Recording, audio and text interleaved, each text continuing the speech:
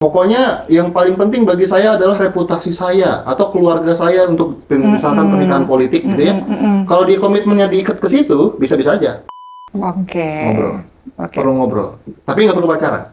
Kalau Iya. sampai pacaran itu biasanya logika langsung mati tuh. Cowok kan ketika pacaran nih, biasa dia nembak kan.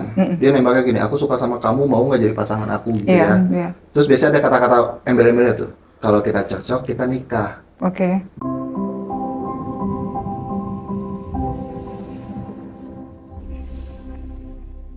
Nah, itu ada kata-kata di situ. Nah, sebenarnya kata-kata itu tuh sering gak kedengeran sama perempuan. Karena dia, yes, cowok yang aku taksir suka juga sama aku. Oke, kita pacaran. Nah, wanita punya kecenderungan ketika pacaran itu all in. All in komit. Perasaan dikasih, nauzubillah misalkan sampai seks juga dikasih sebelum nikah gitu, nauzubillah. Atau waktu, uang, tenaga, Berarti pikiran. kalau ada wanita-wanita yang ada katanya playboy, ada playgirl. Berarti wanita-wanita yang playgirl itu di luar dari wanita-wanita yang seperti ini? Iya, di luar. Yang jumlahnya sedikit? Jumlah sangat sedikit dan biasanya korban yang seperti ini. Oh, kasihan. Udah capek. Gue mulai dimainin, gue mempermainkan. Oke, tapi pada sifat dasarnya adalah all in. Oke, setelah Iya. itu tidak begitu dengan pria? Pria enggak. Kasih amat. Pria enggak. Kasih banget pada perempuan. Jadi pria nggak sepenuh hati? Bukan nggak sepenuh hati, tapi Jadi? bersyarat. Contohnya maksudnya? Kan tadi ada kata-katanya. Kata-katanya adalah kalau kita cocok, kita nikah. Nah, ilusinya yang kedengeran dari wanita adalah kita mau nikah. Tapi kalau kata-kata kalau cocok nggak kedengeran. Nah, si pria itu selalu mengukur setiap hari. Ini alam bawah sadar tentunya. Iya, iya. Si pria itu mengukur apakah kita cocok atau enggak. Mulai dari cara pikir, kebiasaan, cara menghadapi konflik. Dan ketika si pria mengatakan nggak cocok, dia bisa pergi kapan aja yang dia mau. Ghosting ya? Bukan ghosting, pergi aja udah. Oh, kasihan ya. Diputusin lah atau dan sebagainya macam. Nah, itu bahayanya kalau pacaran, terus wanitanya sudah all in, udah giving semua, hatinya diberikan, hatinya dibawa kabur, wanitanya seperti kehilangan hidup, kehilangan arah. makna. Iya. Maka pria itu memang hanya bisa all in kalau ikatannya jelas. Makanya pernikahan. komitmen. Iya. Oh gitu. Dia hanya bisa all in ketika ada ikatannya jelas. Itu pun ada syaratnya. Syaratnya adalah ikatan itu berdasarkan keinginan si pria sendiri. Bukan karena politik, bukan karena, tapi murni gue pengen nikah bareng-bareng berjuang sama wanita ini. Ketika itu terjadi, maka pria bisa all in. Tapi kalau dia menikah motifnya adalah pengen harta ceweknya, atau karena pengen politik dan lain sebagainya macamnya, itu biasanya dia ngikutin kepentingannya itu.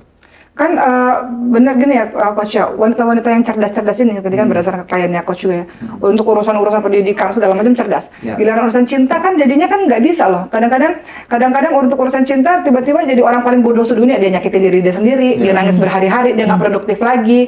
Itu kan terjadi ya. Maksudnya sebagian teman bilang, kamu kan pintar, kok mendadak jadi kayak gini sih gitu kan, kenapa kamu bisa jadi kayak gini banget gitu. Sebenarnya kenapa sih yang pintar-pintar itu kok jadi, mohon maaf ya, jadi bodoh gitu ketika dia jatuh cinta. Kenapa? Karena dia all in, kenapa patah hatinya sebegitunya. Memangnya laki-laki nggak bisa patah hati sebegitunya juga? Bisa patah hati sebegitunya. Bisa. Terus? Jadi gini, si wanita itu, kita ngomong dasarnya dulu ya. Pria dan wanita itu sama-sama punya keinginan untuk punya relationship. Sama keinginan punya relationship sama, tapi motifnya berbeda. Oke. Kalau wanita pengen punya relationship untuk bisa bahagia. Kalau pria pengen punya relationship untuk bahagia juga, tapi yang membuat dia bahagia itu berbeda. Karena yang bikin laki-laki bahagia itu sukses. Sukses. Kalau di dalam kamus wanita, bahagia itu artinya gue disupport, gue di-provide. Bukan hanya dalam arti material, bukan hanya dalam arti uang, bukan cuma rumah, tapi juga disupport secara emosional, disupport secara mental, dan lain sebagainya. Nah itu motifnya juga berbeda tuh. Nah kalau dua-duanya saling nggak paham, kenapa tadi si wanita suka mendadak bodoh? Ya karena gini, wanita itu, ini gue bukan neurologis ya, tapi ini berdasarkan apa yang aku pelajari aja. Wanita itu salah satu yang bikin dia happy, ada beberapa hormon yang bekerja. Ada dopamin, ada serotonin, ada juga oksitosin. Nah, yang paling berperan tinggi untuk kebahagiaan wanita itu oksitosin. Oksitosin itu itu yang namanya disebut dengan cuddle hormon, yang didapatkan dari aktivitas ngobrol, ngobrol, curhat, masas, ke salon, having sex sama suaminya, sama pasangannya, itu dia akan dapetin namanya cuddle hormon atau love hormone. Laki-laki nggak begitu? Laki-laki dapat juga, tapi efeknya berbeda. Oksitosin di perempuan itu lebih kuat dari morfin. Dia langsung menghilangkan segala rasa stres, menghilangkan segala rasa sakit, sehingga bikin si wanita lebih mudah bahagia. Sehingga ketika ada dopamin dan juga oksitosin, itu euforiknya luar biasa. Oke. Nah, sementara laki-laki, oksitosin itu means nothing buat laki-laki. Wow, jadi Memang secara kimiawi nggak ngaruh apa-apa Oke, di jadi- laki-laki. Maka laki-laki itu yang bikin mereka bahagia adalah testosteron. Tentu ada dopamin, ada yang lain. Ada testosteron. itu yang paling utama. Paling utama, karena testosteron itu bukan cuma buat driving seksual doang. Dia itu bertanggung jawab untuk energi, dia bertanggung jawab untuk Critical thinking. critical thinking, creativity, problem Oke. solving. Dia itu modal laki-laki untuk sukses. Tanpa itu pria susah sukses. Oke, jadi maksudnya apa dengan testosteron itu caranya gimana supaya bisa Jadi happy? gini, ini menariknya. Oksitosin dan testosteron itu saling menihilkan satu sama lain. Wow. Jadi kalau laki-laki lagi banyak testosteronnya lagi low, terus si wanita oksitosinnya lagi low, wanita kan minta oksitosin dari suaminya. Saya, aku mau cerita, aku mau ngobrol, aku mau curhat, bla, gitu kan ya.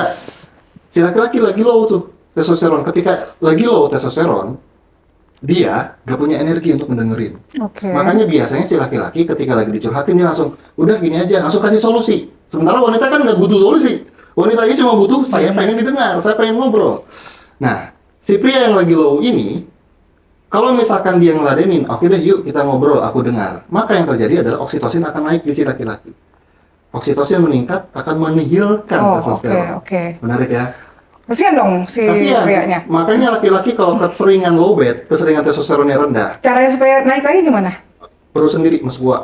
Hah? Masuk ke goa. Maksudnya? Gua Caveman. Jadi kan pria tuh ada istilah caveman ya. Apa Ya, itu? Sendirian aja. Menyendiri. Menyendiri sama hobinya. Menyendiri itu akhirnya membuat dia menjadi Itu ngecas testosteron. oh gitu. Ya, jadi Cara ngecas testosteron itu adalah dengan menyendiri. Tidur, menyendiri, melakukan hal yang simple task seperti main game, scrolling sosmed. Oke. Kalau dengan istrinya? Olahraga bisa dengan olahraga.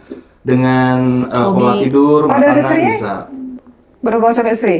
Kalau berhubungan suami istri bisa, tapi si istrinya perlu cukup oksitosin dulu. Karena kalau si istrinya nggak cukup oksitosin, dia akan minta terus oksitosinnya jadi malah ngedraining. Oh gitu. Nah, testosteron itu kayak baterai. Wow. Di pagi hari dia 100%, di sore hari dia low bed. Oh gitu. Kayak baterai, karena setiap kita bekerja, kita tuh ngebelanjain testosteron. Nah, setiap kita ngebelanjain, kalau dia low bed mulu, gagal ngecas, pria itu punya fenomena yang disebut dengan IMS. irritated. Irritated Male Syndrome. Secara simptom mirip seperti PMS. Oh wow. Dia tuh marah-marah, ngamuk-ngamuk, mageran. Jadi supaya nggak marah-marah, suruh tidur aja, suruh makan, suruh menyendiri. Didiemin aja ya. Didiemin lagi capek ya aja. sayang, sini aku pijitin ya. Kalau perempuan-perempuan kan nggak bisa. nggak, maksudnya perempuan kalau ngeliat suaminya diem aja kan ngerasa ih nyebelin Ada banget. apa sih? Betul. Bisa kita ngejar gitu. Iya, betul. Cerita dong, cerita, ada apa gitu kan, ngejar gitu. Harusnya didiemin aja. Didiemin aja. Betul. Kasih dia waktu untuk me Kasih dia time-nya dia. waktu. Nah, ini yang menarik. Karena pria digerakkan oleh testosteron, maka keberhasilan dia itu tergantung pada reward yang dia dapat. Karena testosteron itu bahasa programnya adalah do, action. Hmm. Kalau perempuan, karena dia digerakkan oleh oksitosin, oksitosin itu didapetinnya dari support. Makanya wanita ketika punya problem cenderung bukan nyari solusi, tapi nyari support. Ya. Beb, ada waktu gak? Mau telepon nih, mau ngobrol nih, gitu. Sehingga kebanyakan wanita karena mengukur kebahagiaannya dari support, dia meletakkan keberhargaan dirinya dari support seseorang. Maksudnya kalau nggak disupport berarti? Kalau dia ngerasa lonely, dia nggak ngerasa disupport. Oke. Kalau dia nggak ngerasa disupport, dia nggak ngerasa berharga. Itulah kenapa wanita cenderung lebih mudah bodoh di kehidupan romansa, karena mereka nggak mau jadi lonely seperti itu. Gitu awalnya. Wow. Kalau laki-laki, meskipun dia lonely nggak apa-apa, yang penting saya punya uang. Iya kan? gitu. Kalau cowok mah harta tahta wanita, 3 hal itu aja. Oke. Kalau wanita support, provide, protect. Wow. Menarik. Oke. Aduh, banyak banget yang mau dibahas. Ini aja belum ngomong ke Kak Frisky nih. Kalau gitu, ini terlalu banyak ya. Kayaknya saya harus ikut kelas nih ya. Sepertinya. Iya, harus ikut kelas supaya ilmunya nambah dan lebih real. Karena selama ini kalau kita belajar agama taunya begitu gitu. Tapi kadang-kadang dalam kehidupan realita pendekatannya mungkin bisa lebih smooth gitu untuk kena ke hati Dan setiap menarik orang. inline lah sebenarnya sama Al-Quran sama Iya. Jadi aku tuh sering ngeliat video-videonya Coach Jos, terus Coach Jose, terus aku ngeliat itu udah sama, sudah diajarin di Islam tuh, udah Rasul tuh udah bilang kayak gini, agama tuh udah bilang kayak gini. Sebenarnya gitu, cuma dikemas dalam bahasa yang lebih populer aja gitu, sehingga terlihat lebih light ya, terlihat lebih nggak menakutkan untuk orang gitu, Iya. lebih merakyat, lebih mudah diterima gitu. Nah, Coach, sebelum ke Kak Frizky, satu pertanyaan terakhir, gimana sih jadi istri yang terus dicintai oleh suami? Oke. Wah, ini pertanyaannya singkat, jawabannya nggak bisa singkat, gak apa-apa. Karena kadang-kadang kan suami mungkin suami macam-macam ya, mungkin suami yang ngerasa boring sama istrinya. Ya. Akhirnya jadi di luar kayaknya lebih menarik untuk diajak ngobrol atau di pernikahan-pernikahan tertentu biasanya laki-laki mungkin ngalamin puber kedua. Ya. Akhirnya ya nggak tahu lah itu. Ya. Akhirnya cari. Silahkan. Nah, jadi gini. Karena untung tadi udah bahas testosteron ya. Nah, karena bagi pria testosteron itu sangat penting, sangat penting karena itu modal bagi dia untuk bisa hidup dan jadi orang yang berguna. Karena pria itu hanya bisa happy kalau dia ngerasa berguna. Oke. Nah, ketika pria karena digerakkan oleh testosteron, maka dia itu gini, dia sangat mensucikan, Mensucikan. bukan secret, Oke. mensucikan si testosteron. Maka secara alam bawah sadar, dia itu setiap ngelihat perempuan untuk ngecek apakah ini jadi pasangan hidup atau enggak, dia tuh ngelihat apakah wanita ini bisa bantu aku untuk meningkatkan testosteron, Oke. atau wanita ini bisa bantu aku untuk mempertahankan testosteron. Oke. Karena sumber kedamaian laki-laki itu testosteron, Oke. bukan oksitosin. Cara perempuan membantu dia meningkatkan testosteronnya gimana? Nah, maka pria akan melihat apakah wanita ini memberikan aku keseruan hidup atau enggak. Keseruan. Keseruan tuh maksudnya gimana? Sabar, hati-hati. Keseruan. Iya, keseruan Oke. hidup. Yang kedua, apakah wanita ini memberikan aku kedamaian hati? Kedamaian. Karena pada dasarnya, pria itu kenapa pria butuh wanita? Karena pria butuh keseruan hidup dan kedamaian hati. Yang ini Oke. patokannya sama testosteron tadi. Mm-mm. Oke. Keseruan hidup itu maksudnya apa? Bukan artinya perlu jadi pelawak, ngerti konsep berkomedi, jadi stand-up, bukan gitu ya. Tapi seru itu dalam arti si wanita ini bisa ngebantu pria ngerasa berguna dalam hubungan. Berguna. Oke, bukan ngerasa ada jenis istri yang ngebosanin banget gitu, bukan ke situ ya arahnya. Bukan ke arah situ, tapi berguna atau enggak. Karena pria itu, ini kita ngomong pria tepat ya, bukan pria salah, bukan pria mokono, bukan pria yang suka mainin wanita. Pria tepat itu secara konstan dia selalu bertanya sama dirinya sendiri, gue udah berhasil belum jadi pasangan? Wow, keren ya. Dan cara dia ngecek untuk dia udah berhasil atau enggak, Keren. lihat muka istrinya. Kalau mukanya ditekuk terus, cemberut terus, bete terus, dia langsung bertanya, gue salah apa nih? Kalau misalkan dia udah memperbaiki diri tetap tekuk, nanti lama-lama dia akan bilang, ini salah, itu salah, ini semuanya salah. Nah, ketika dia selalu merasa salah, testosteron turun. Oke. Ketika testosteron turun, dia nggak ngerasa hidupnya seru. Oke. Itu yang pertama. Oke. Yang kedua, kedamaian hati. Kedamaian hati bisa dilihat dari mana? Kedamaian hati itu bisa dilihat dari faithfulness-nya wanita. Faithfulness ini bukan artinya cuma soal kesetiaan, tapi juga lebih ke arah apakah wanita ini membawa drama atau enggak.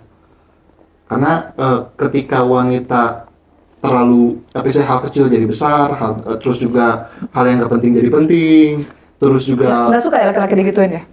sebenarnya manusia nggak suka sih, bukan cuma laki-laki, Oke. semua manusia nggak suka. Tapi itu kan kebutuhan bagi wanita. Iya. Kenapa kebutuhan? Karena dia butuh. Sebenarnya dia cuma mau mengekspresikan. Betul. Tapi kalau prianya nggak ngerti, itu akan jadi burden buat dia. Betul. Nah maka kalau misalkan gimana cara jadi wanita yang terus dicintai, jadilah wanita yang bisa membantu pria meninggalkan testosteron dan mempertahankan testosteronnya dengan keseruan hidup dan kedamaian hati. Berarti kalau kedamaian hati tidak bikin drama, atau bikin drama di saat yang tepat. Karena cowok itu kalau dibikin drama selama saatnya tepat dan caranya tepat, pria mau. Biar seru ya, ada jalan thread aja gitu ya. Iya. Karena konflik itu salah satu hal yang bikin pernikahan itu lebih erat sebenarnya. Daripada nih wanita bilang, pokoknya gak mau tahu, anterin aku ke sana, atau ngomongnya gara-gara kamu aku jadi sedih seperti ini. Itu kan blaming ya. Kalau caranya seperti itu berdramanya, siapapun, nggak cuma laki-laki sih, perempuan juga. Biasanya itu akan ngerasa, wah ini udah mengusik kedamaian hati dan juga udah gak kerasa seru lagi. Daripada pakai cara itu kan bisa pakai cara begini, sayang, aku tuh mau keluar, tapi panas. Kamu ada ide nggak sayang? Kan daripada disuruh-suruh, tapi dipancing gitu, dipancing untuk si prianya inisiatif. Atau bilang juga, saya aku tuh lagi sebel, ngomongnya tuh pakai bahasa aku aku tuh lagi sebel, aku tuh pengen. Harus pakai bahasa kebun kamu ya, kalau kamu jadi kamu, tapi pakai bahasa aku. ngejudge, oke.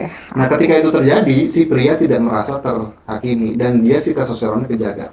Banyak yang salah paham, ada yang bilang cowok itu egonya rapuh, ini tentang ego. Padahal bukan tentang ego, ini tentang testosteron. Memang kebutuhan biologis, fisiologis tubuhnya itu memang begitu. Oke. Nah, cuman gini, kan rasanya kalau cuma wanitanya yang effort, prianya enggak, kan enggak enak ya. Nah, maka fungsi gua selalu menegaskan, kita selalu menegaskan, kita hanya mendapatkan apa yang kita tawarkan. Jadi kita tawarkan dulu sesuai dengan mekanisme kayak gitu deh. Kita kan kalau mau menghargai si teman bicara, kita perlu bicara dengan tonalitasnya si teman bicara, bukan maunya kita, tapi maunya teman bicara. Nah, sama ini juga sama. Kita kalau mau bahagia di hubungan, kita dulu coba ngikutin ekspektasi si pasangan. Ini siapapun ya, terlepas mau cowok ke cewek, cewek ke cowok, ini mah tergantung siapa yang dengar. Kalau yang dengar kamu cowok, ya berarti kamu dulu ngertiin cewek. Kalau kamu cewek, ya kamu dulu yang ngertiin cowok. Ketika udah ngertiin cowok, tapi pada akhirnya tidak berbalas, maka wanita perlu punya boundaries. Kapan dia bilang enough is enough. Makanya kita tidak menyarankan cara pacaran ya, karena biar boundariesnya masih tetap ada. Karena kalau udah pacaran nggak pakai logika lagi ya? Iya, logikanya langsung hilang. Tapi kalau udah nikah gimana coach? Nah itu ikut training aja, panjang. Kalau udah nikah mah Jadi kalau sebelum nikah ya kenalan, tapi kalau udah pacaran karena udah main hati sih ya, udah 100% main hati, jadi udah nggak mau dinasehatin 1000 orjo, udah nggak ngefek lagi. Lagi terbajak otaknya, terbajak sama hormon. Nah untuk itu dan pacaran supaya tetap netral gitu ya coach ya. Tetap netral. Oke, panjang nih ya pembahasan kita ya, harusnya berjilid-jilid ya. Tapi Kak Frizky sebagai istrinya coach Joseph. Ini kan kayaknya pakar banget soal cinta dan rumah tangga, tapi kan namanya manusia biasa ya, bahwa dalam proses pernikahan yang sudah ke-8 tahun kah 9 tahun? Pernah nggak sih gini, ngomong aja jago, tapi pelaksanaan dalam sehari-hari enggak tuh gitu, tetap aja ya nyebelin gitu. Pernah punya konflik yang sebenarnya kalian tahu ilmunya, cuman nggak bisa diterapin?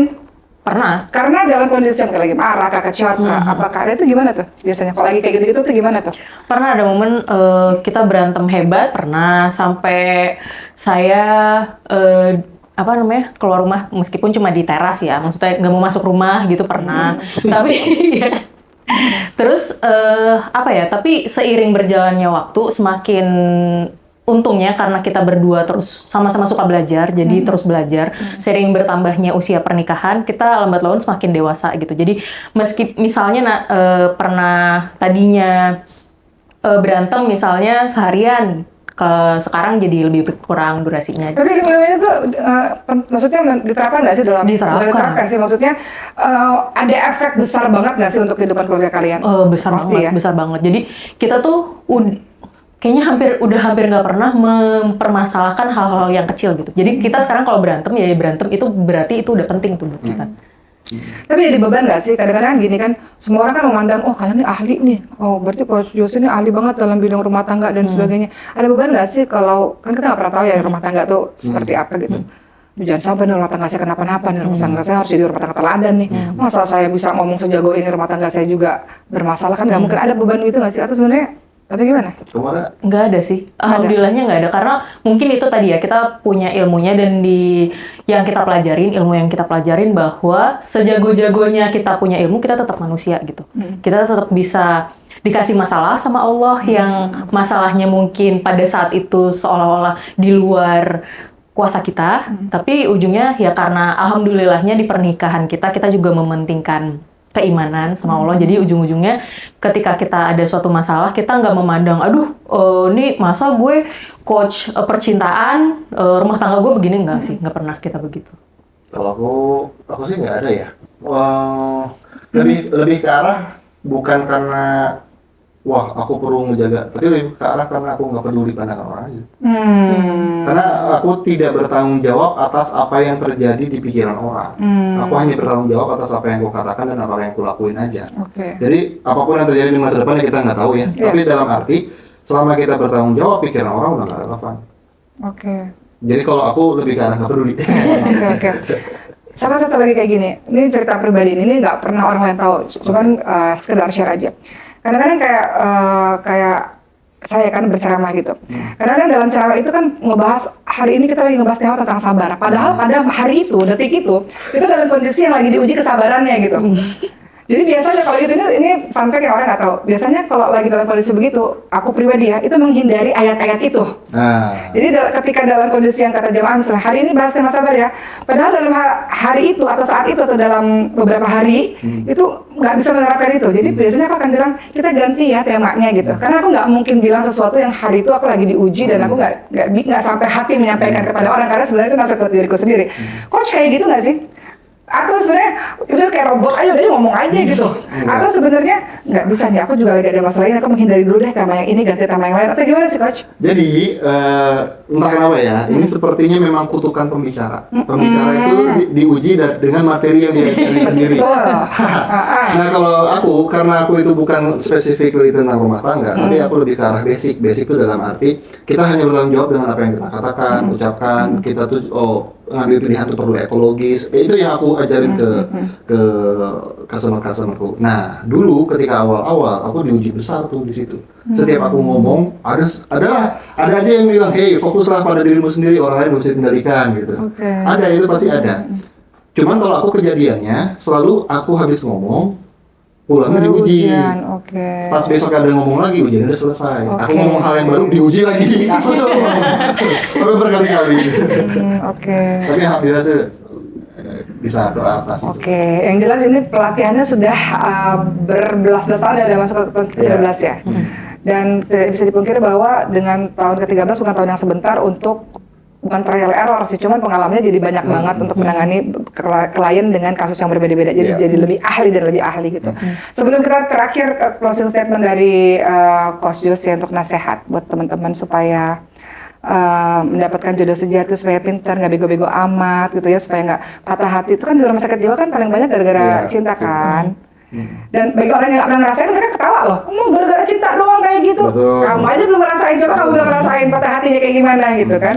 Kadang-kadang ya ngerasain, makanya biar empati gitu ya kan. Nah sebelum dengar nasihat dari Coach Jose, dari Kak Frisky dulu deh, memandang suaminya yang sekarang kan suaminya ini kan punya klien-klien perempuan kan, karena kan ngomongnya soal perempuan, nggak tahu nih gimana sistemnya, apakah curhat langsung apa gimana, kita nggak pernah tahu gitu. Untuk ngejaga suami, walaupun dia aku percaya banget, aku selalu sama dia ngejaga dan segala macam, kita nggak pernah tahu kedepannya seperti apa, dan kita nggak pernah tahu hatinya tiba-tiba seneng sama siapa, kita nggak kontrol ya, maksudnya bukan kita nggak bisa mengontrol itu. Nah itu gimana untuk seorang Kak Frisky memiliki seorang suami yang katanya adalah seorang pakar romansa dan sebagainya itu, yang berinteraksi banyak dengan klien-klien perempuan yang curhat. Biasanya cinta itu tumbuh dari curhat-curhatan tuh. Nah itu gimana tuh supaya suami ini tetap terjaga? Karena mungkin banyak fansnya, kita nggak pernah tahu, tiba-tiba udah muncul di publik fansnya banyak ya kan, banyak yang tiba-tiba nawarin diri jadi istri berikutnya, nggak tahu juga gitu. Atau nggak usah jadi istri deh, yang penting kamu rumah tangga nggak ada masalah, yang penting kamu sama saya gitu, dari curhat saya misalnya. Nah itu gimana tuh menangani itu? Sebenarnya dari awal dia memilih karir ini, kita udah fair-fairan tuh ngomong dari awal. Dari awal saya udah bilang, kamu ada niat poligami atau enggak? Boleh nggak? Dari awal udah gitu. Yang pertama sih, waktu dari awal dia milih karir ini, kita udah fair-fairan gitu. Ngomongin segala kemungkinan di masa depan, itu udah kita omongin di awal. Apakah dia ada niat poligami, terus apakah nanti jika ada wanita tertarik seperti apa, dan kita... Jawabannya apa tuh? Penasaran jadinya. Untungnya dia sadar betul bahwa profesi coach ini ada kode etiknya. Jadi yang curhat, coaching itu ada kode etiknya. Bukan konsultasi, bukan curhat sebenarnya. Tapi karena banyak loh coach yang jatuh hati pada kliennya. Nah, kita punya boundaries kok. gitu. Kita punya boundaries. Dan bahkan kita punya code of conduct-nya sendiri. Kita punya kode etik sebelum dia dealing coaching sama kita kirimin kode etiknya. Kalau dia nggak setuju, kita nggak mau. Gitu. Ada batasan. Gitu. Dan Coach Jose sendiri nggak menerima perempuan yang untuk jadi klien kalau udah ada hubungan dekat sebelumnya, misalnya kayak sahabat, teman, itu nggak bisa. Jadi karena nggak netral. Iya, karena ada kepentingan juga. Gitu. Jadi segala kemungkinan udah kita bahas dulu di awal. Terus yang kedua, kita berdua sama-sama percaya bahwa kesetiaan itu diusahakan. Nah, entah dari aku pribadi maupun dari dia pribadi. Jadi kita itu terbuka untuk semua dia bisa akses handphone saya kapan aja, saya bisa akses handphone dia kapan aja. Tapi tentu saja untuk pekerjaan yang ada kode etiknya, misalnya dia punya nomor khusus untuk coach gitu ya, itu saya nggak boleh lihat gitu. Terus saya juga ngelihat bukti dia mengusahakan kesetiaan. Salah satunya dia itu setiap training di setiap kemana-mana saya itu selalu dibawa. Padahal saya percaya, saya nggak kayak saya harus jagain suami saya nih karena kliennya wanita semua gitu. Saya sih alhamdulillahnya percaya gitu, dan selain mendoakan juga ya, kita kan istri mendoakan semoga suami kita dijaga terus gitu. Tapi dia sendiri mengusahakan, jadi kemana-mana tuh dan dia melakukan itu untuk menjaga bahwa ini saya kamu ngelihat saya aktivitasnya seperti apa. Dan kalau dia ada yang ngajak foto misalnya perempuan, tunggu saya sama istri saya ya gitu. Jadi dari situ pun udah kelihatan gitu, maupun dari saya membuktikan kesetiaan seperti apa, dari suami juga membuktikan kesetiaan seperti apa. Insya Allah dijaga gitu, sama-sama berdoa, kita juga sama-sama mengusahakan, sama-sama berdoa gitu sih.